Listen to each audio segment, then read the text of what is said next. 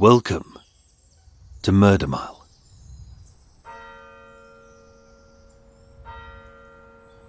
On Saturday the 4th of August 1945, at 8:55 a.m, Frederick Keeling, a driver for Taxilux, a local cab company, pulled up outside of 16 Greenhill Road in Harlesden.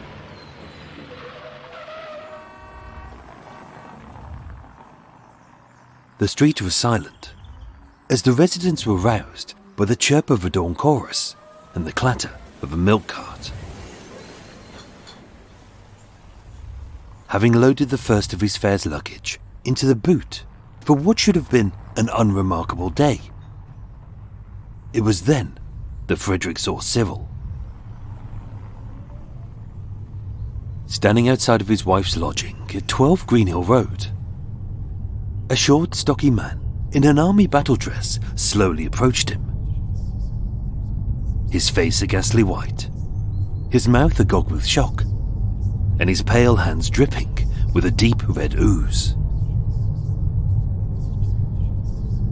Although slow, he didn't stumble like a man in pain, but a man in shock, as in his hands he held a curved knife, which continuously dripped with the fresh warm blood of his victim. Stopping by Frank's car, the driver stated that he didn't feel afraid, as Cyril wasn't seen as a threat, but as someone who needed help. And as the soldier shook his bloody hands, spattering the pavement below, in a quiet voice he uttered, "Get the police. I've done my missus." And as Frank drove off to find a phone box to call the police, Cyril walked out of Greenhill Road.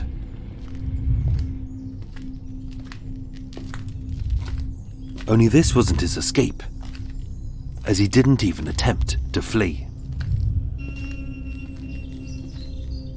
Keen to give himself up, amidst a gaggle of gobsmacked pedestrians, this blooded and dazed soldier trudged half a mile north to Harlesden police station, his sluggish demeanour like he'd just emerged from a battlefield. And with Frank's frantic call coming in, by the time Inspector Coote and Sergeant Forster had driven 100 yards, the unmistakable sight of Cyril Patmore was walking towards them.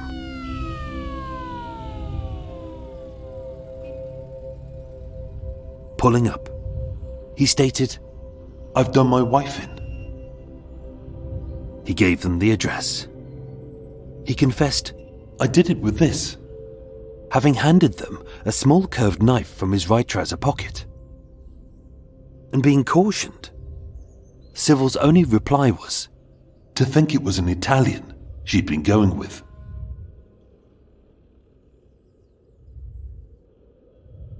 In a police report dated the 11th of August 1945, Inspector Coote wrote sympathetically of Cyril's case, stating, "The motive of the crime is most apparent, and it cannot be disputed that the moral character of the deceased woman, Kathleen Patmore, was of the lowest." Outside of Cyril and Kathleen, there was one other person who, it can be said, was to blame. And although anonymous, that someone was known only as Joe.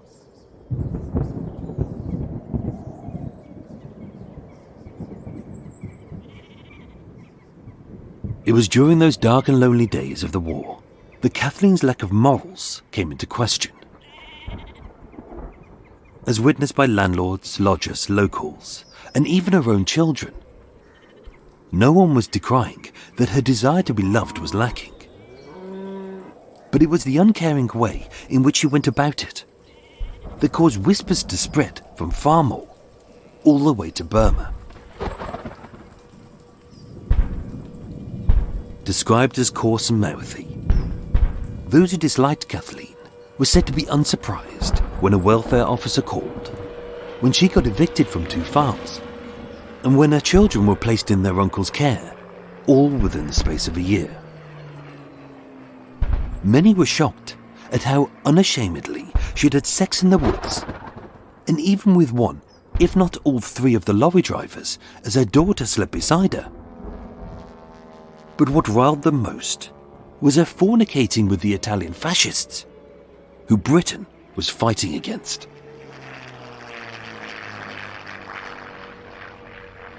One of those who spoke up was her sister May, who she had always had a fractious relationship with. When questioned, May selectively told the police, "I have seen Kathleen on numerous occasions in a field having intercourse with a lorry driver named Gordon. She also carried on with the other driver called Bill. I've spoken to her about her conduct, and she has told me to mind my own business."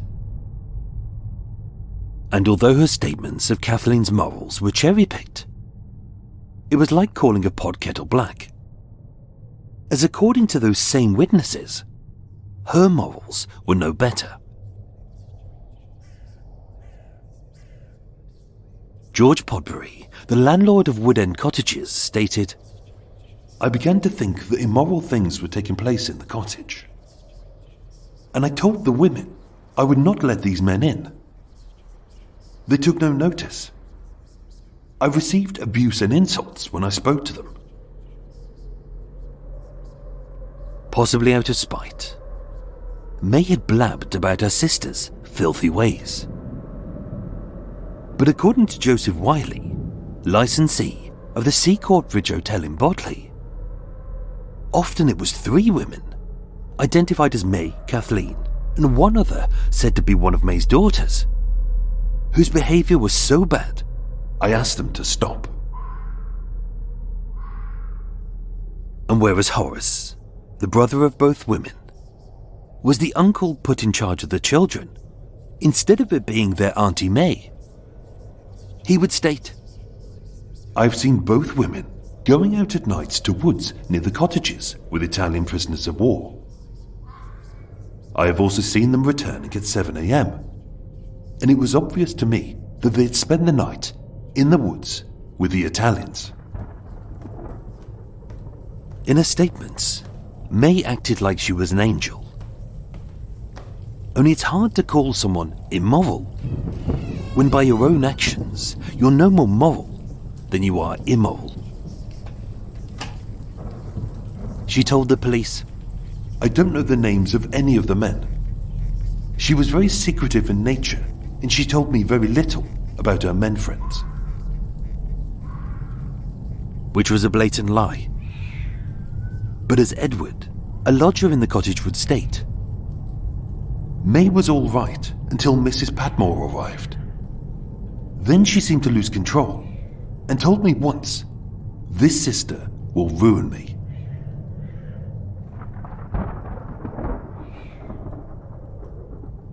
Between January and May 1945, at the nunnery in Eynsham, the farm's landlord, Gordon Blake, said Kathleen was one of 2 women, the other being May, who were consorting with the prisoners.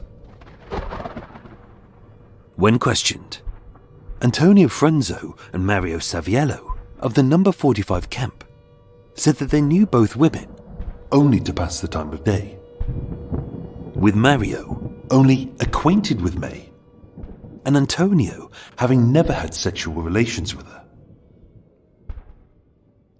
Although, even just admitting to that during wartime was a criminal offence. But was there more to this than just sisterly spite and bitter jealousy? Maybe not.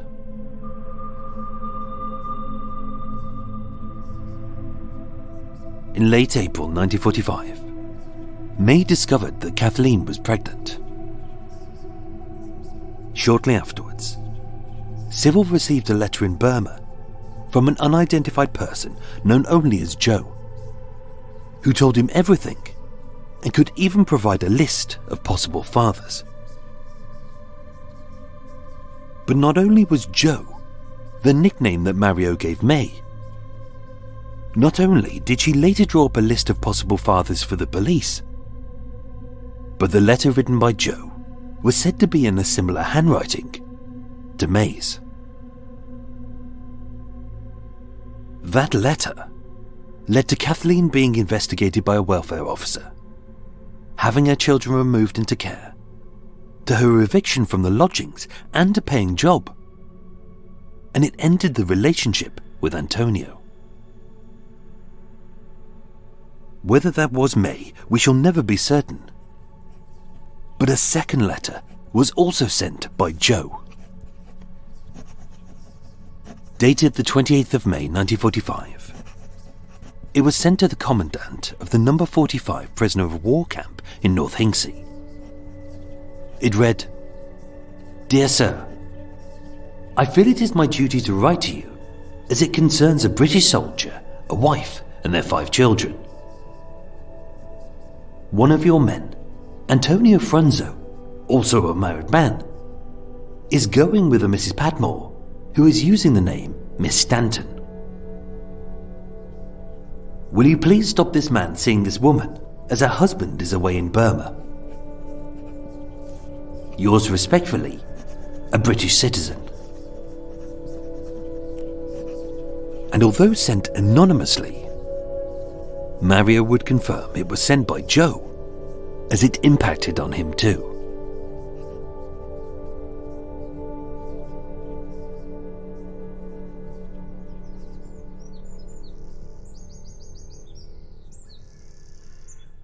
That day, Kathleen moved into 12 Greenhill Road to anxiously await Cyril's arrival. Only May's bitterness towards her immoral sister was far from finished.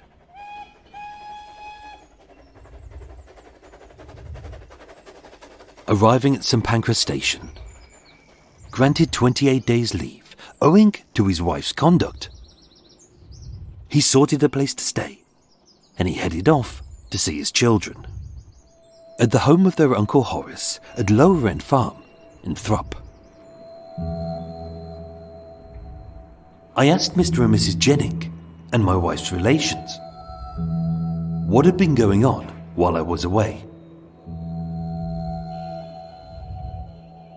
So helpful was May to this mild-mannered man whose heart had been ripped in two, that according to Cyril, off her I got a list of names. She said the list was of the men my wife had been going with. And handing it over, she added quite maliciously, "When you see your wife, ask her to pick the one out of the list."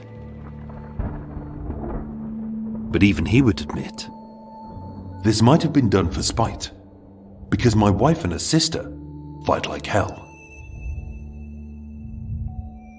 During his stay, May said he questioned me about his wife's behavior, and I told him the whole truth about everything, except of course about her own immorality. And during the time, he couldn't eat or sleep. Torn by his tired head and his broken heart, Cyril, who had often had concerns about his wife's fidelity, having cheated on her ex-husband with him, had begun to question which of the 4 children that he assumed to be his were actually his. Born in the period when he was stationed overseas, Cyril looked at his youngest daughter, 3-year-old Kathleen. And when Horace had asked, "Do you think it's his?" it was then that Cyril replied, "They're just like the bastard." And having wiped his hand across his brow, he huffed and gruffly uttered, "Jesus Christ." Cyril had always been suspicious of who his daughter's father was, as ever since the previous Christmas, when he had read a letter written by Kathleen to Frank Tobin, then landlord at 36 Randolph Avenue. He saw it was signed off with the words, "Love especially from your little Noreen," with the word "your" underlined. Unable to trust his own eyes, his own wife, and the words of her spiteful and bitter sister. As hard as it was, he knew that the only person he could trust was his own daughter, Christine, who was only 12. When asked, Christine confirmed, "On at least 6 or 7 occasions, I have seen Bill and Gordon sleeping with my mother." And upon leaving the house to head to London, he said one of either two things. "If anything happens, do what you can for the kids." Or a phrase impossible to verify. "I will do her in, and I shall hang for it."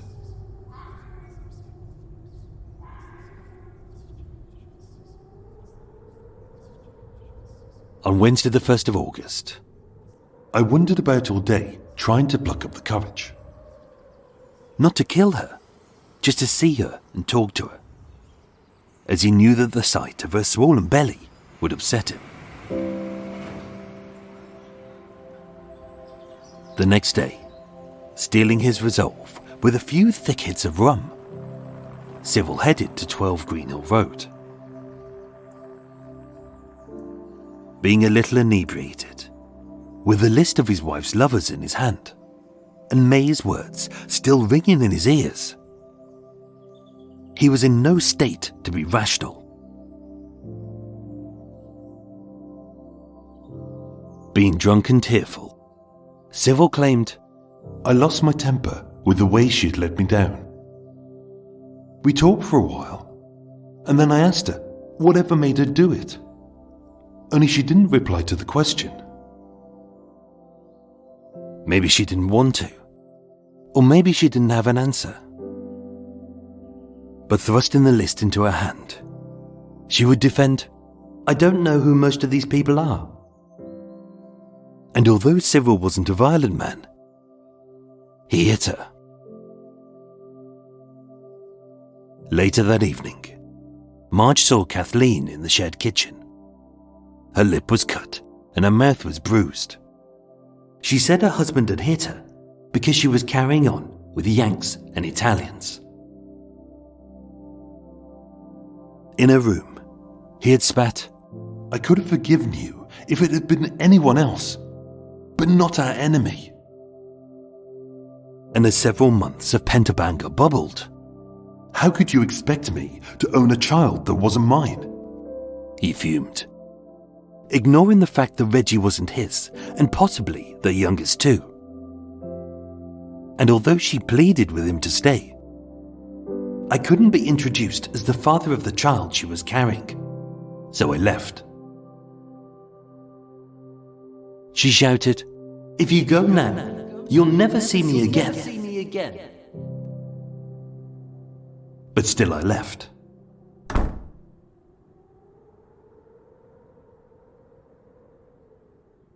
He needed to cool off. So that night, having bedded down in the Salvation Army hostel, being drained and exhausted, he slept.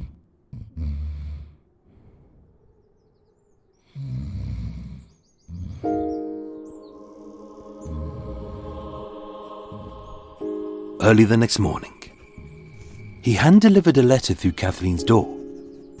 It read, "Dear Kath, please be good enough to meet me half an hour from now outside of the Odeon. Pat." On the envelope, he had scrawled, "I love you."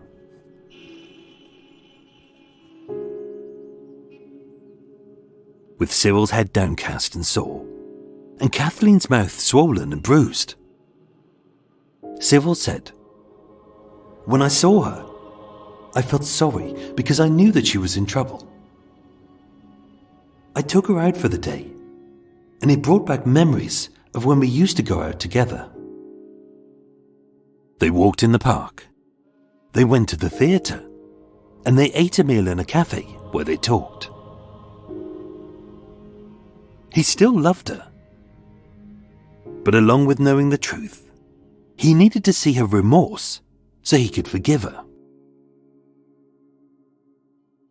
I asked her why she had gone as single having used the alias of Miss Stanton rather than her married name of Mrs. Patmore. But she didn't reply.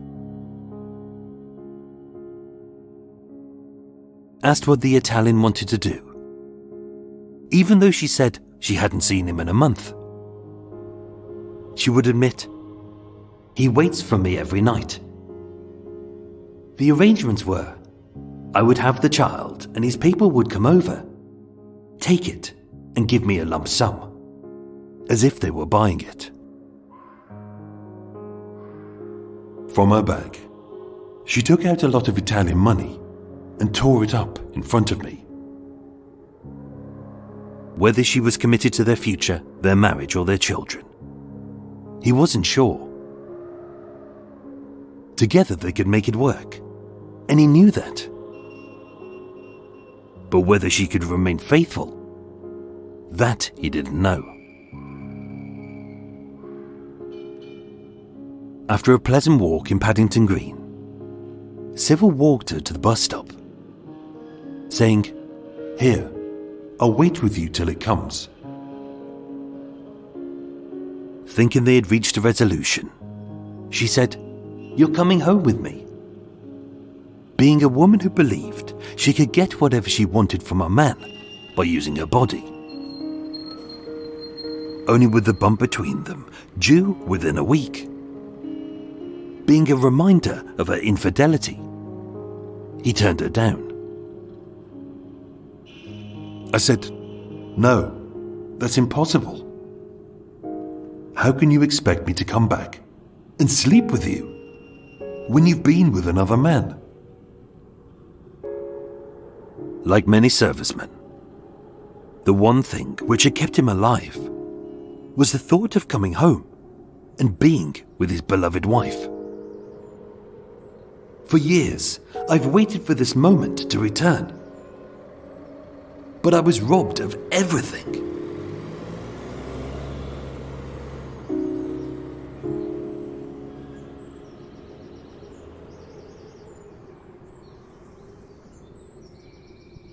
Their ruined relationship had a slim hope of survival.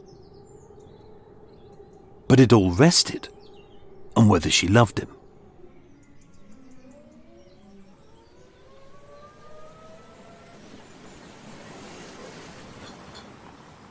On Saturday the 4th of August 1945, at 8:50 a.m, having slept fitfully, Private Cyril Patmore entered Greenhill Road in Harlesden. The street was silent, as the residents were roused by the chirp of a dawn chorus, the clatter of a milk cart, and Frederick Keeling, a driver for Taxi Lux, pulling up to await his passenger. Dressed in his battle dress, as expected of a soldier on leave. In his pockets, Cyril held the list, his wife's letters, and a 6-inch knife purchased as a souvenir at an Indian bazaar. "I didn't know what to do," he would state, "but I wanted to see her. I loved her so much, and I had every intention of overlooking everything again." Inside, Kathleen heard him knock at the front door. According to Marge, Kathleen said, "I expect that's my husband." And as she trembled, she said, "I'm finished. I don't know whether to open the door." She froze as his unmistakable shadow loomed over the frosted door pane just a few feet away. As she whispered, "I'll let him knock again. Perhaps he'll put the letter through the door and go away." Only he didn't.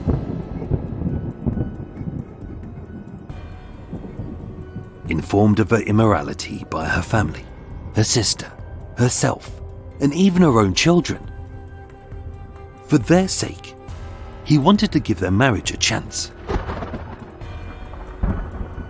What he needed was the woman he had married and the mother of his children to show that she still loved him.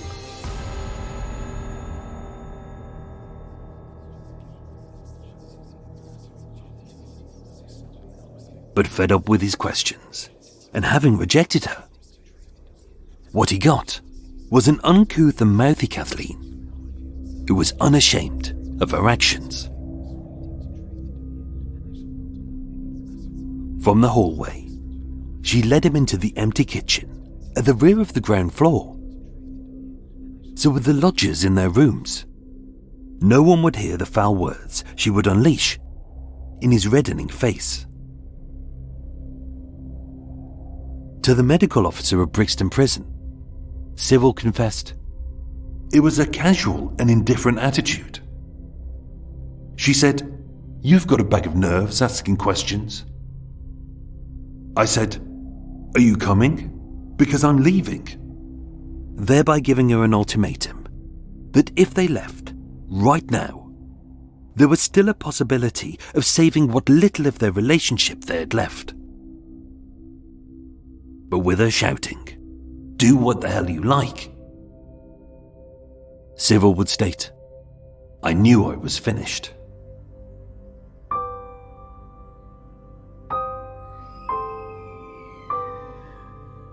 Hearing a scream, and Kathleen shouting, 'Marge, Marge,' the tenants raced down to see Cyril. The knife in his hand, his sleeves blood-stained as he tottered out into the street. And knowing that his life was over, having uttered to Frank, 'Get the police. I've just done my missus.' Moments later, Cyril was arrested.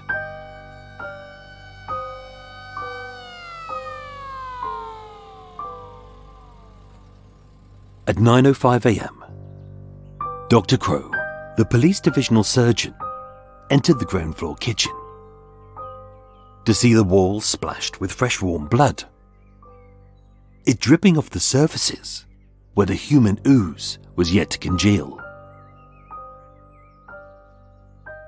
Lying face down on the tiled floor, wearing a print frock and blue ankle socks, Kathleen was pale and lifeless, as owing to her injuries, she was unconscious within a minute and dead within 3.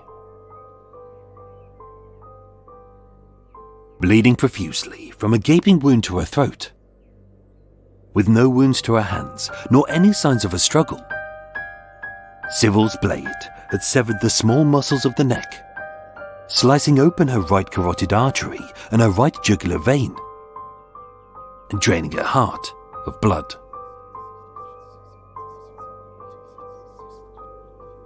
Kathleen was dead. But as Dr. Crow rolled over her still warm corpse,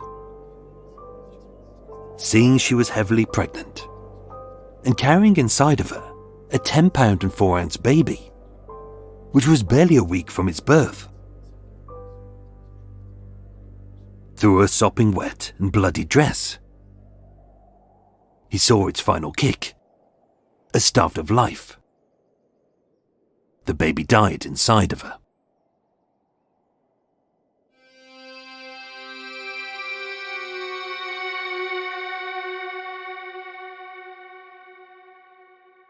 Tried at the Old Bailey on the 28th of September 1945. The jury of 10 men and 2 women was said to be in tears as the testimony unfolded. Taking pity on Cyril, owing to the immoral ways of his wife, a verdict of manslaughter was returned, and he was sentenced to just 5 years in prison. With Mr. Justice Charles incensed at the jury's decision, he stated, "It would be the law of the jungle if a man finding his wife had been unfaithful once or even 20 times was entitled to murder her and then say, 'But look at the provocation I've received.' But if manslaughter it be, I'm bound by the jury's verdict. Your counsellor said you were a sorely tried man. But if you had not been so sorely tried, I should have been bound to give you a very, very heavy sentence." That sentence being death. As a key witness in the trial, May, who it was never proven was the anonymous writer of the letters penned by someone known only as Joe, openly spoke of her sister's wholesale immorality, which not only lessened her killer's sentence, but her spiteful words also condemned Kathleen to her death. Serving his time at Wormwood Scrubs, throughout his prison term, Cyril's concern was for the welfare of my children, and not trusting his wife's family. As far as we know, they were placed into care. Upon his release, Cyril Patmore went on to live a good life. He earned a living as a plumber. He remarried. He remained close to his children. And outliving his new spouse, he died in Southwark in 1999, never fully knowing the truth about the immoral Mrs. Patmore.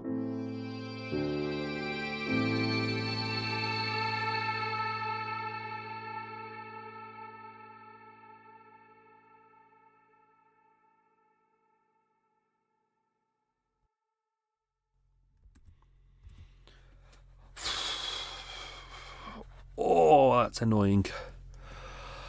Oh, folks. Oh, there we go. Oh, halfway through that, my neighbour decided to put their engine on. So annoying. So effing annoying. I've dampened down the room as much as I can. But it's like, they were like, oh yeah, I need to watch something on telly. I'll just put my engine on really loud. You probably get... It's a horrible hum. It's a really annoying hum in the background, which is probably going to permeate through everything and going to make this edit really fucking difficult. But that's the life of living on the waterway. You got to put up with this shit. Ah, there we go. Time for a cuppa, methinks. Cuppa o'clock. I'm going to have a, I think it's a peppermint today. So there we go. Oh. Let's just, oh. There we go. Right. Oh, that sound is echoing everywhere. I can't get rid of it. Annoying. I'm going to switch off my lights. My batteries charge up. There we go. Oh, what else is going on in the world apart from an annoying person next door? All she seems to do is watch telly all day. Just sits there watching telly all day, doesn't go anywhere, doesn't do anything, just watches telly all day. I mean, if she's a professional TV journalist, not that's really a job, is it? It's not really a job, is it? Kind of watching TV programs and then giving your opinion on it. Not really a job. Not a proper job. Not really a journalist, is it? It's just. Oh, I've watched something. I've made a decision about that. Critics. What's the point? So what's going on? Apparently, there's a blue moon tonight. So we're going to keep an eye out for that tonight. Oh, life doesn't get any more exciting than that. Weather-wise around here, it's all fine. I think because the whole of the world is burning at the moment. Therefore, because you have to have a balance in the world, if one side of the world is burning, the other half has to be wet, and in the middle it has to be ambient. So we've had a fine summer. I know they waffled on about June. Oh, June was the hottest on record, but that was June. July was kind of net 20 degrees. August net 20 degrees. About to tip into September. We're just on the cusp of September now. And it's probably going to do the same again. So yeah, all very exciting. What else is going on? Off to see Withnail and I again at the cinema very soon, but a screening with Bruce Robinson. So there we go, the writer and director of that. So that'll be good fun. Going to enjoy that. And I'm back in the archive soon. Trying to gear myself up ready for December. I always like to do December in the archives. So I prep to get all the episodes up and ready and out. So September, October, November, I'll be powering. I'll do my finish the rest of the research in a couple of weeks, and then I will power through the episodes because I'm in a good regime now. I can kind of get an episode done in 5 days. In the old days, it used to take 9 or 10 days. Now I can do it in about 4 or 5. So that's good. So I'll get myself ahead of the game and get into the archives, and then I have my fun. I can spend all my time in the archives, going through all the murder files, having a look at all the fascinating stuff. It's really, really interesting. Just going through all the witness statements. Like, sometimes with cases you see things written in newspapers, and it's only when you get the proper statements that you realise how selective it was, and the fact that the journalists haven't been given the statements. They were just sitting normally in court, and they're scribing it down, and it's kind of, you can see all the mistakes they've made, and you see what bits they've edited out, and it's only when you see the statements in full that you go, oh, this is more interesting than what we're being given. So that's why I really like that. Really exciting. So looking forward to some archive time. And having some time off over Christmas as well. That would be lovely. Shall I finish my kettle now? Yeah. Because otherwise I'm just going to... Let's see. Is it going to be hot or is it going to be cold? It's smoking. It's steaming a bit, so that'll do. It's a nice peppermint tea. Lovely, lovely. All good. We haven't had spider season yet. I was shocked by that. Normally end of August you have spider season and the little bastards are coming in. But I haven't had any spiders come in yet. Maybe it's too cold for them. We haven't had any good weather, so maybe that's it. Still no cake. Haven't had the cake in a long time. The last one I had was a one-off, which is the one to celebrate what I thought was the end of my bronchitis, and ended up being the start of my ruptured eye. So I'm still struggling with that. I've partially sighted in my left still. So all these episodes have been written and edited with one eye. You're welcome. So hopefully back in the hospital soon, and they can tell me what they can do about it. Hopefully they can do something about it. Lots of evil drugs in my eye. Lots of drugs where it says don't get this in your central nervous system, because if you do, it's dangerous. And you think, oh shit, but then suddenly you realise it's fine to put it in your eye, one of the most sensitive parts of your body, but not in the rest of your system. It's really baffling, but yeah. So we'll see how that goes. Right, don't forget, this is Extra Mile, the unscripted, unedited bit, so don't complain if there's a mistake. Oh, you made a mistake, you said red. It's unedited, that's the point. So I'm going to do some quiz questions. Don't forget, I haven't edited this episode yet, so some of these questions might not be in there. Don't get all stressy if some of the questions... I only say this because sometimes people get in touch with me and they go, oh, you missed out a question. It's like, so what? So what? Go and live your life. Have some fun. Get off the internet. Get off your phones. Stop staring at phones. Stop obsessing about things that are unimportant. There's so much more important things in the world than whether someone sitting in their bedroom making a podcast for free for you, for entertainment, says red instead of blue. Who fucking cares? It baffles me. People on the internet just... I think the problem with the internet is it's given people a voice, and because a lot of people don't have a voice in real life, or don't feel that they have a voice in real life, therefore they feel this is their moment. Oh, I've got to say something. I need to say something now. And it's like, no, you don't. What you need to do is go outside and talk to real people and have a life. Just do something. Read a book.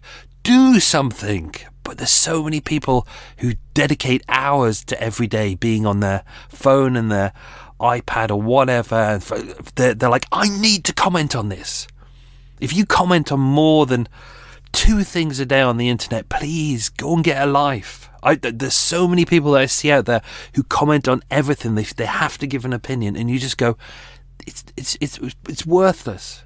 It's like I look at my Twitter account or whatever it's called today, and it says on there I've done over 10,000 tweets.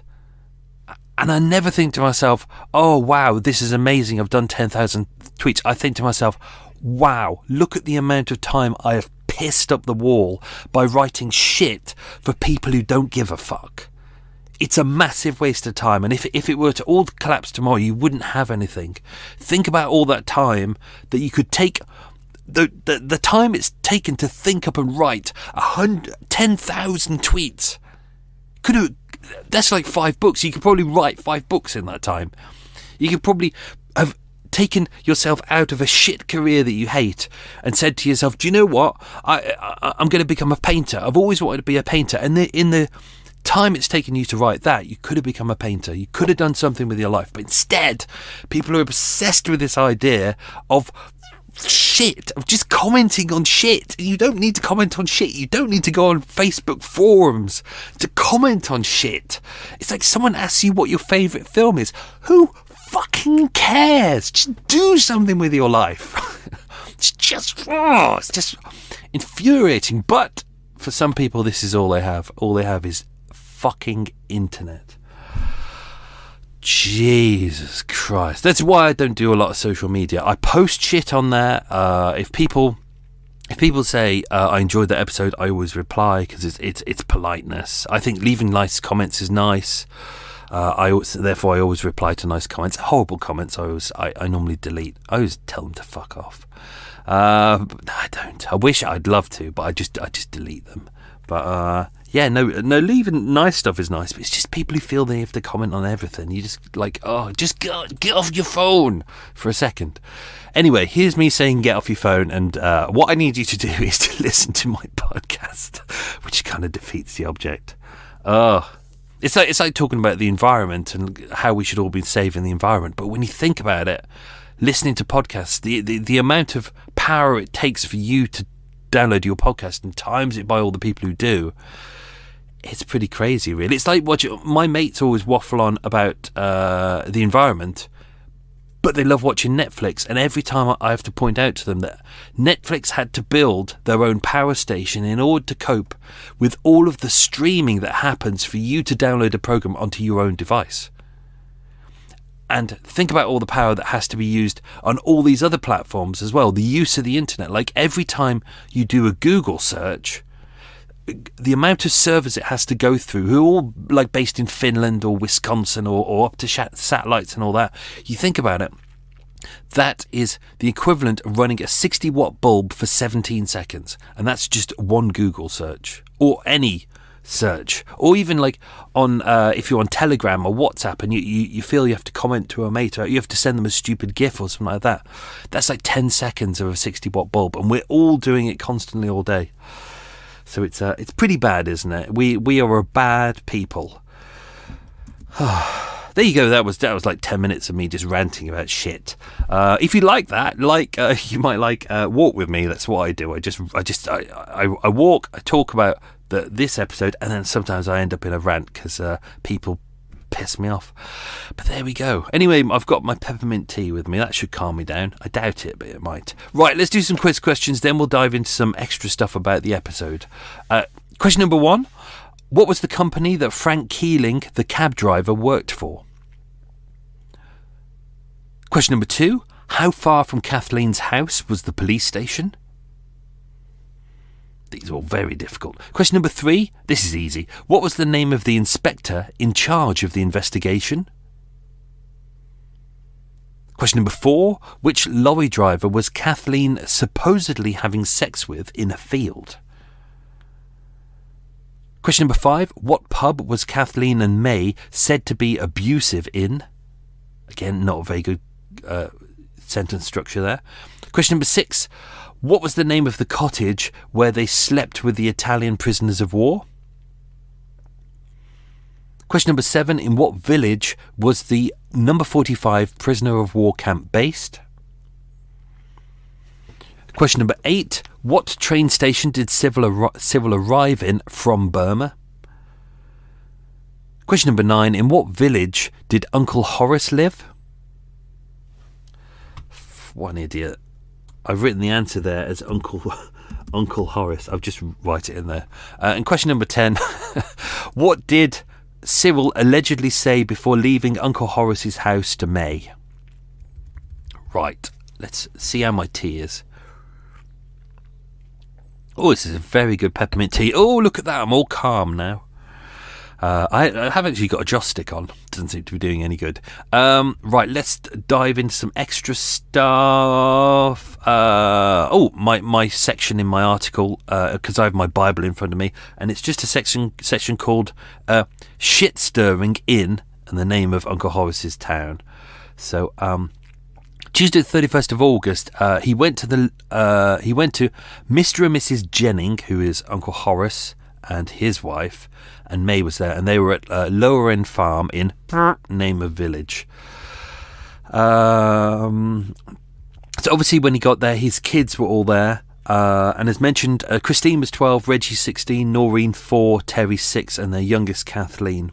Also there was his sister-in-law, May.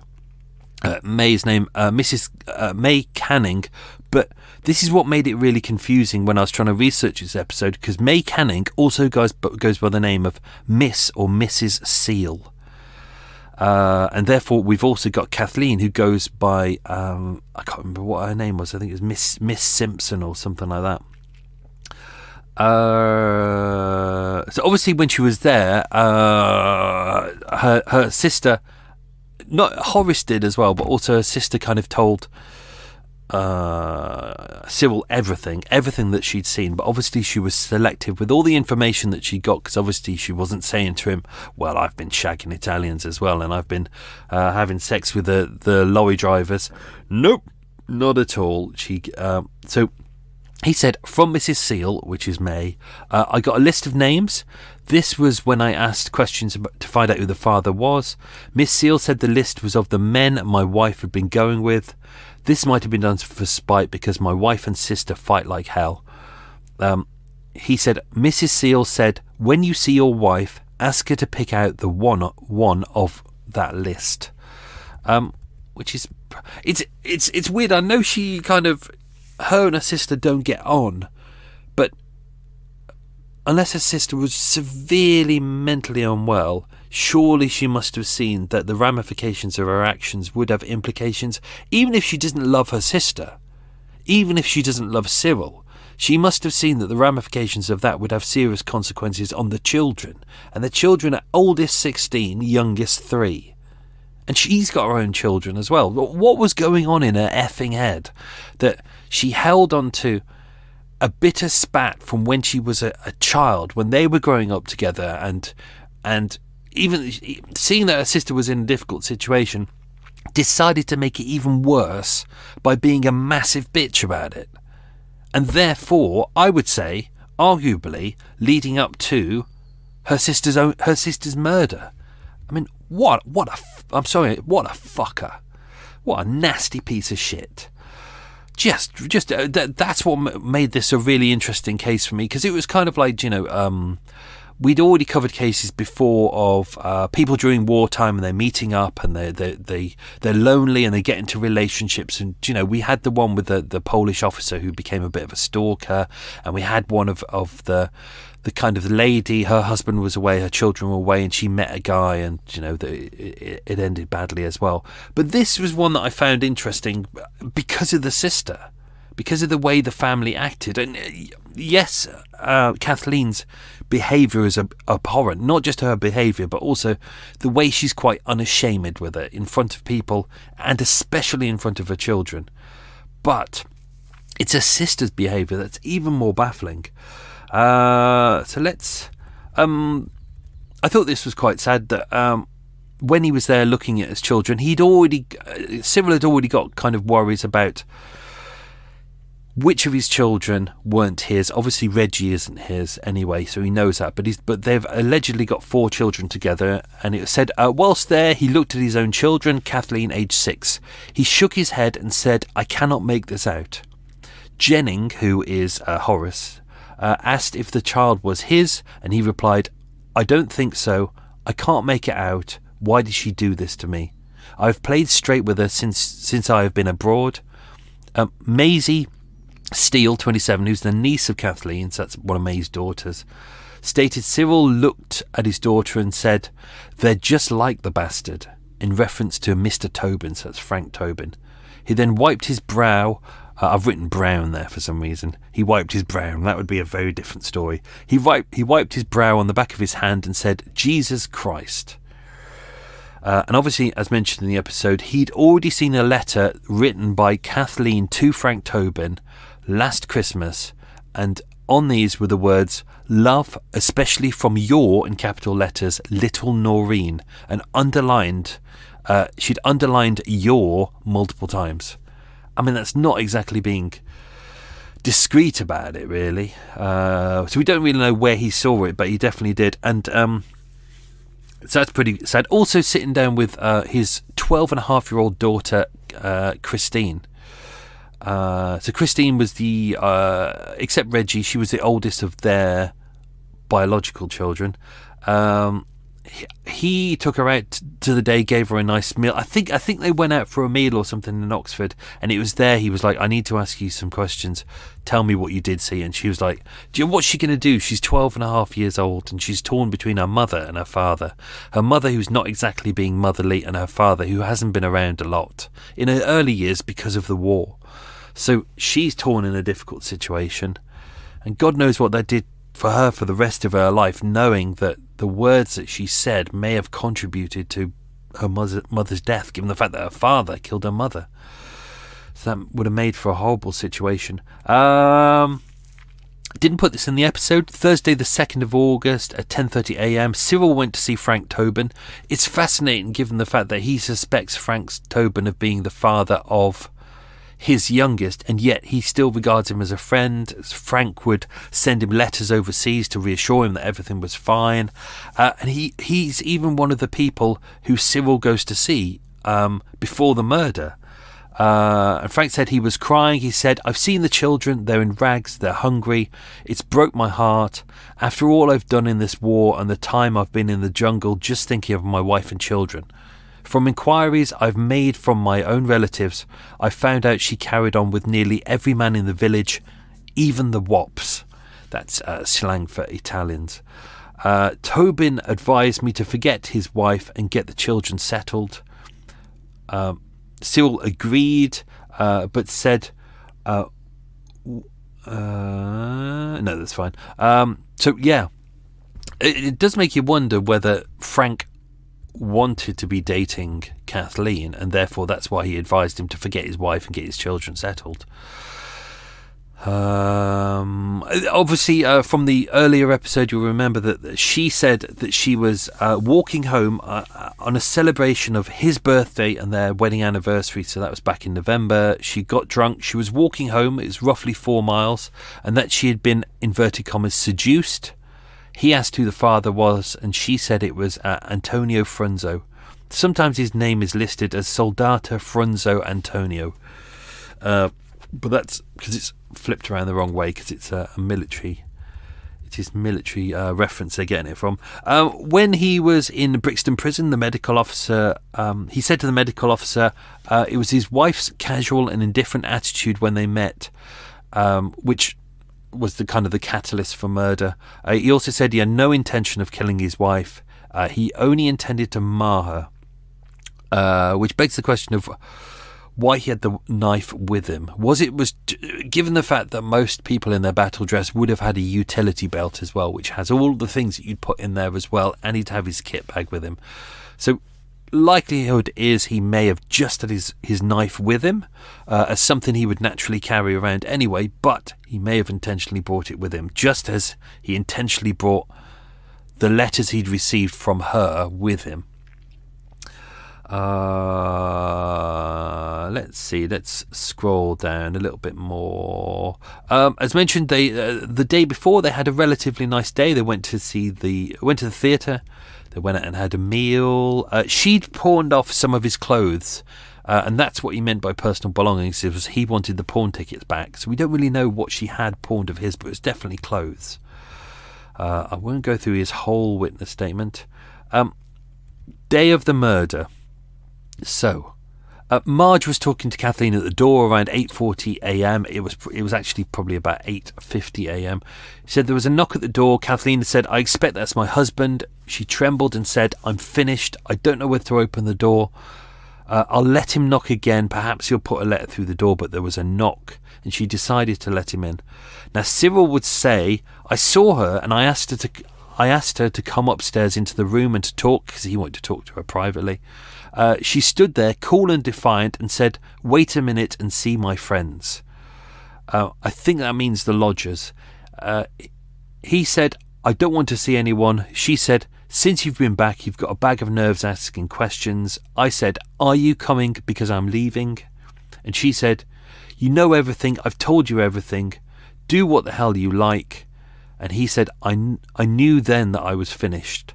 That's all. I only meant to scar her so that nobody else could have her but me. She struggled and I stabbed her in the wrong place.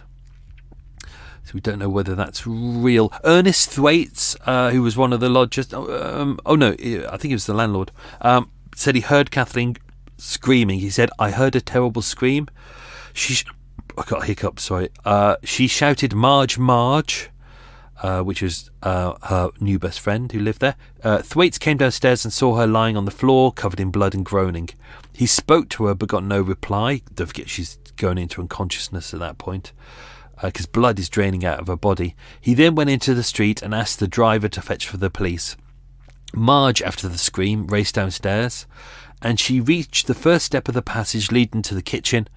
Patmore, which is Cyril, came through the kitchen door. He had a knife in his right hand. His trousers were blood-stained, and as he tottered by, he was mumbling something unheard.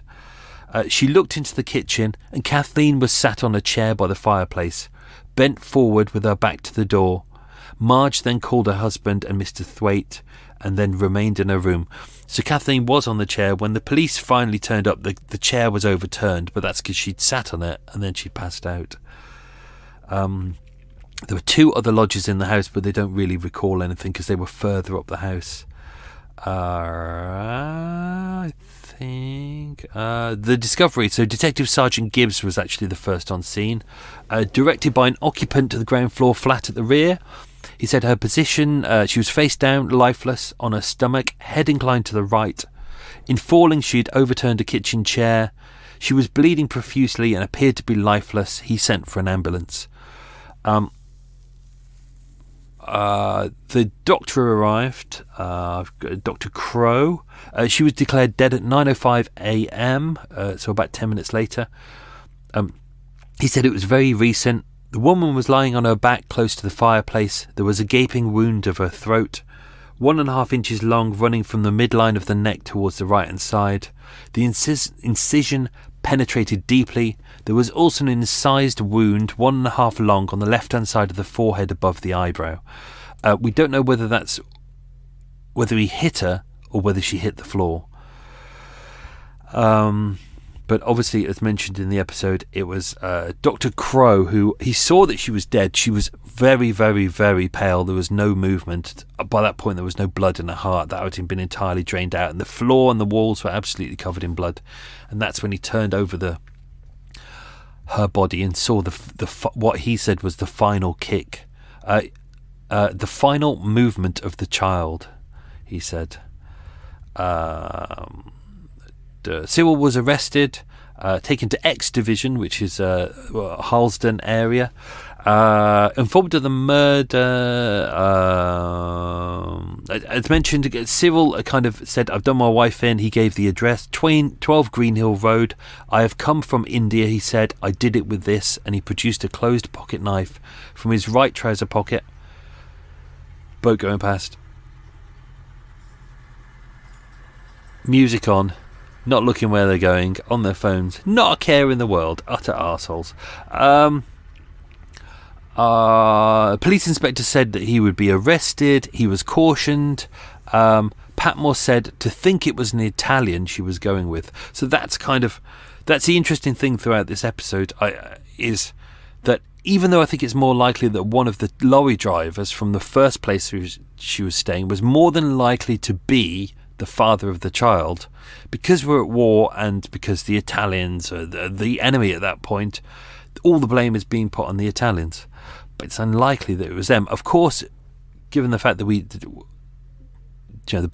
baby's gone, the baby's dead, we can't do a DNA test on it. No one will now know whose baby it was, really.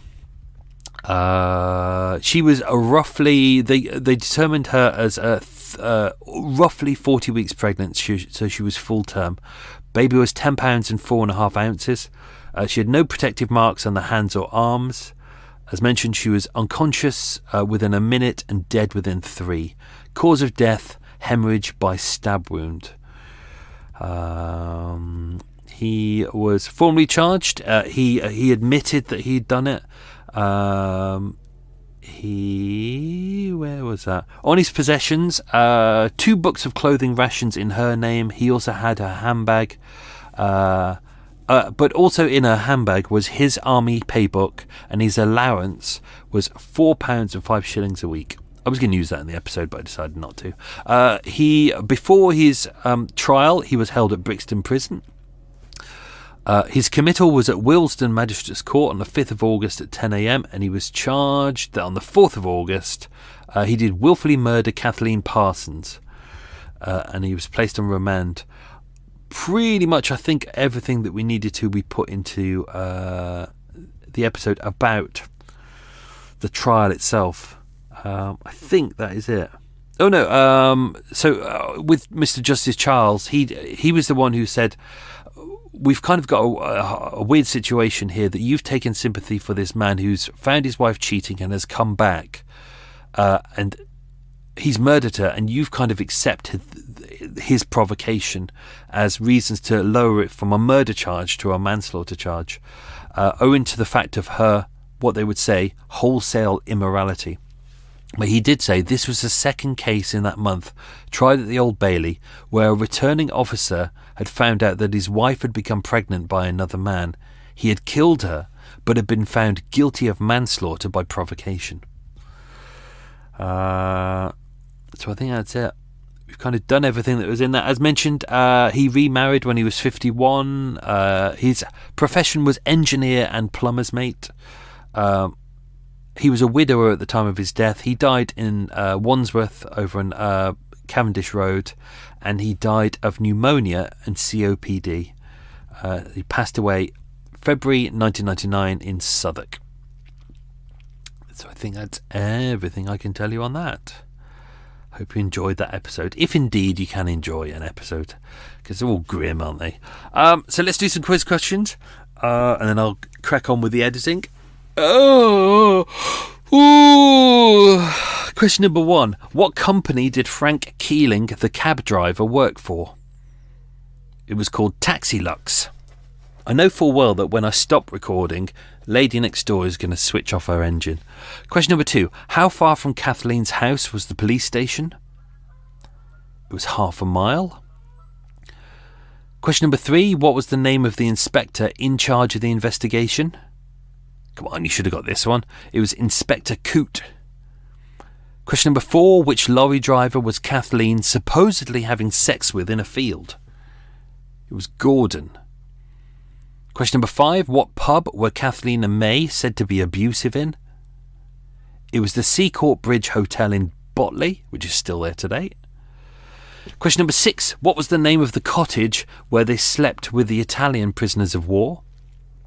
It was the Nunnery. That's still there today. Question number 7. In what village was the number 45 prisoner of war camp based? That was North Hinksey. She's lowered her engine noise now. That's really... She's switched off her effing engine. Oh, that is so annoying. That is so annoying. I might have a listen to it and redo it. Question number 8. What train station did Cyril arrive at from Burma? It was St Pancras. In what village did Uncle Horace live? It was Thrupp. And question number 10. I think I got the numbers out of order, that's fine. What did Cyril allegedly say before leaving Uncle Horace's house to May? Apparently he said, I will do her in and I shall hang for it. So there we go, folks. There we go. I think I'm going to try and re-record some of this now that fuckface has switched off a bloody engine. So that's me done, folks. Hope you enjoyed that. I've got another hour's worth of work to do after this. Oh, bloody hell. Anyway, thank you for supporting the show. Stay safe and be good. I'm going to put your little hat on so I can get back to recording. And I'm going to put the little pop screen back in so I can do that. I can't remember when her effing engine went on. So I'll just have to wing it. I just wing it. There we go. Anyway, have yourself a good week, folks. Stay safe and be good. Lots of love. Bye-bye.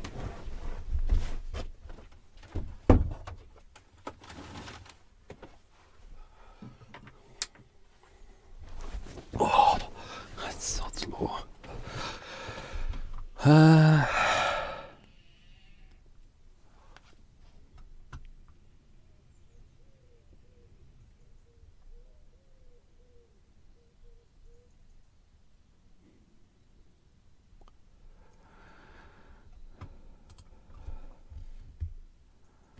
do it from here. Okay.